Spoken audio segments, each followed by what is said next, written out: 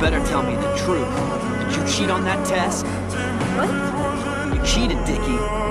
You got a 0 and you changed it to 100. It's not the same thing as cheating, you know? I didn't want to disappoint you. What's wrong with you?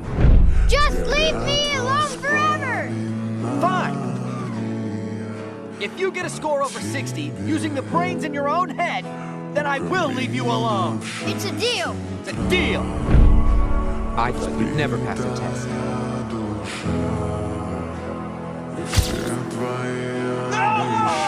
Now move the flatbed over there. Do I have to... Your father.